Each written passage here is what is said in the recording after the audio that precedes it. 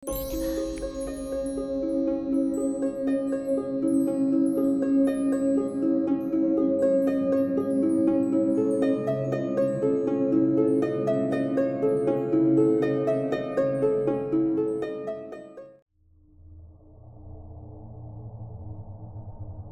malam, selamat datang. Ketemu lagi dengan Denny, narator Rumah Horor Indonesia.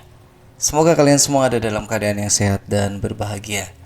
Malam hari ini kembali saya akan bacakan sebuah cerita dari Mas Hari yang temanya kurang lebih mengenai larangan jangan tertawa keras-keras ketika di salah satu gunung.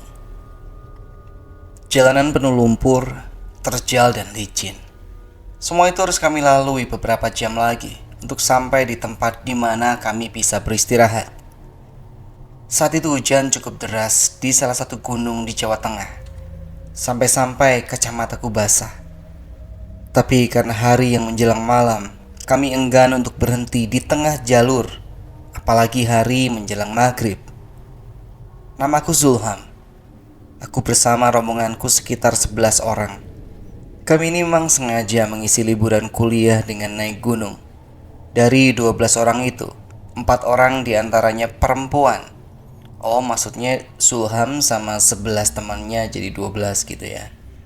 Selama perjalanan kami terpisah menjadi 2 rombongan. Aku dan teman dekatku Aldi berada di rombongan kedua yang berjumlah 6 orang. 4 laki-laki, 2 perempuan. Sementara 5 orang lainnya sudah berjalan di depan dengan dipimpin senior kami. Keadaan waktu itu sudah lumayan lelah, ditambah dengan hujan dan jalur yang licin. Kami benar-benar harus menjaga konsentrasi dan juga berdoa agar semua dilancarkan. Setidaknya sampai di pos 4, di mana kami akan bisa bermalam. Syukurnya aku masih bisa fokus walau tanpa kacamata. 2 orang perempuan di grup kami jaga semaksimal mungkin. Jangan sampai ada yang terjatuh.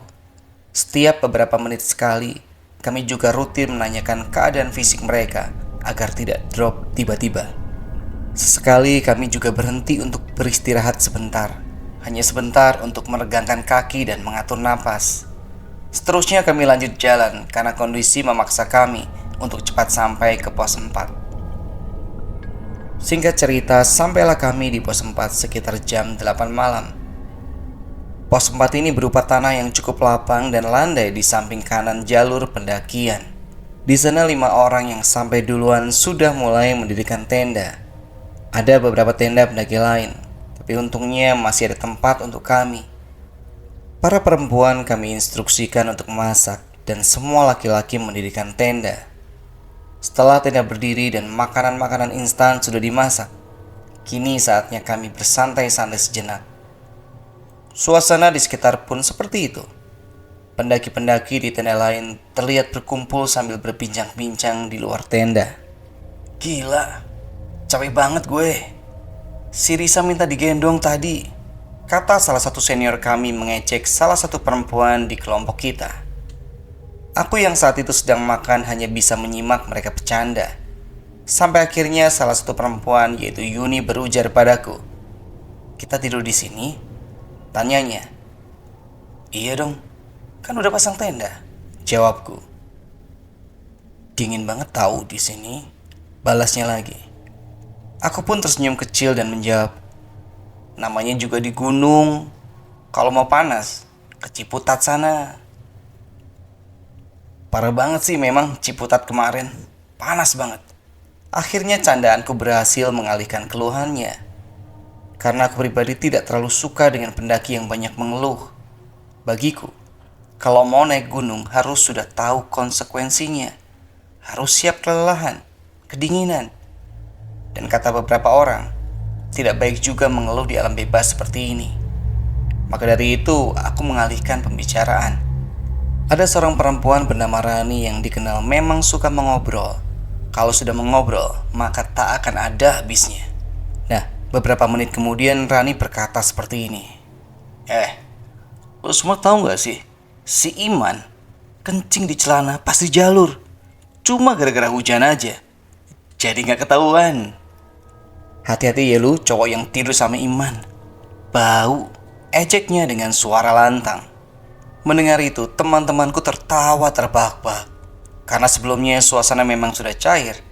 Jadi humor murahan seperti itu saja bisa membuat orang sampai tertawa semeriah itu. Sampai-sampai pendaki lain menoleh ke tenda kami. Karena memang rombongan kami yang paling ramai tertawa begitu keras. Keanehan pun muncul di sini. Waktu itu teman-temanku tertawa keras sekali. Namun ketika teman-temanku berhenti tertawa, ada satu suara tertawa yang tidak berhenti. Suara tertawa itu asing di telinga kami. Suaranya nyaring dan berasal dari atas pepohonan. Suara ini mirip persis dengan suara kuntilanak di film-film. Sontak saat itu juga kami pun terdiam. Suasana hening seketika. Kami semua saling bertatap-tatapan antara bingung dan takut. Pendaki lain pun sama. Mereka semua yang ada di pos 4 mendengar suara itu. Karena memang suara tertawa misterius itu terdengar cukup keras. Semua yang ada di sana menoleh ke atas. Namun tak ada apa-apa di sana. Semua sudah paham kalau jelas itu bukan suara tertawa manusia. Selama beberapa saat terdiam tanpa suara, terlihat perempuan di kelompok kami ketakutan. Rani kemudian berkata, "Udah tidur," ujarnya. Karena memang setelah terdengar suara itu, pendaki lain juga langsung masuk ke tenda. Entah mungkin karena ketakutan atau yang lain. Akhirnya saat itu kami pun ikut masuk ke tenda masing-masing. Kami mendirikan 2 tenda. Tenda sedang untuk perempuan dan tenda besar untuk kami berenam. Setelah kejadian suara tawa itu, suasana malam menjadi sepi seketika. Hening tanpa suara apapun, bahkan jangkrik sekalipun, kecuali suara ranting yang tertiup angin. Aku melepas kacamataku dan berbaring untuk tidur. Aku tidur paling pinggir.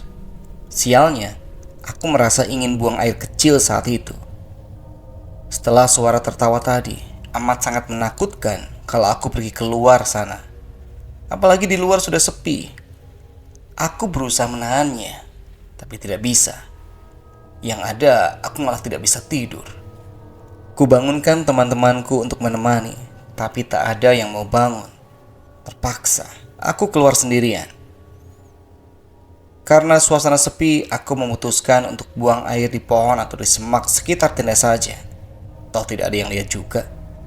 Ketika keluar tenda, aku melihat Yuni. Aku sorot senter ke arahnya, dan benar, itu Yuni. Ia berjalan ke dalam semak-semak sendirian. Entah kenapa aku merasa ingin mengikutinya. Karena menurutku aneh aja. Aku sudah sorot dia dengan senter, tapi tidak menoleh ataupun berhenti. Karena takut dia kenapa-kenapa, jadi aku ikuti. Ia masuk semak-semak, aku ikuti. Ia juga terus berjalan tanpa memperdulikan aku di belakang. Jarak kami sekitar 5 meter. Karena hanya berbekal senter, jujur saja, penglihatanku agak terganggu. Tapi aku malas memakai kacamata. Setelah beberapa meter menjauh dari tenda, tiba-tiba Yuni berhenti. Setelah berhenti, dia lalu terbang ke atas pohon. Aku terkejut. Mana mungkin Yuni bisa terbang? Mungkin aku salah lihat. Dengan cepat aku merogoh kacamataku dan melihat ke pohon di mana Yuni terbang.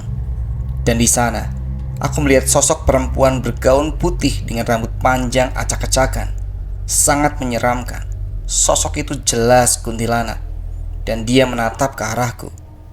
Yang lebih menyeramkannya lagi, kuntilanak itu menggendong seorang bayi di tangannya. Samar-samar juga terdengar suara tangisan bayi.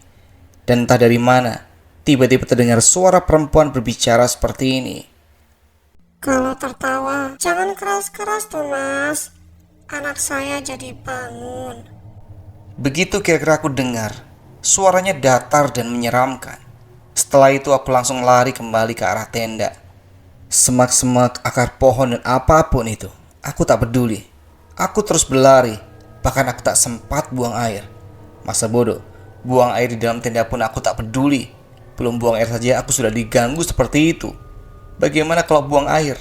Di tengah kepanikanku itu, aku berlari dan kembali terdengar suara tertawa kuntilanak itu dari arah belakang. Sial, kupikir dia mengikutiku. Setelah sampai, aku langsung membuka tenda dan langsung melompat ke posisiku tadi. Teman-temanku pun sampai terbangun, sampai-sampai dia yang menutup resleting tenda. Aku pikir setelah masuk tenda, semua berakhir. Ternyata tidak. Terdengar suara bayi menangis dari luar tenda. Jelas sekali.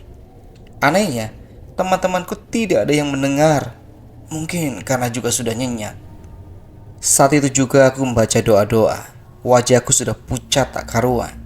Aku coba mengatur napas dan berusaha tertidur. Syukurlah berkat kekuatan doa dan lindungan Tuhan, aku yang semula sulit tidur jadi bisa tertidur. Selama tidur aku sudah tidak diganggu lagi. Yang aku tahu, Aldi temanku membangunkanku jam 2 dini hari.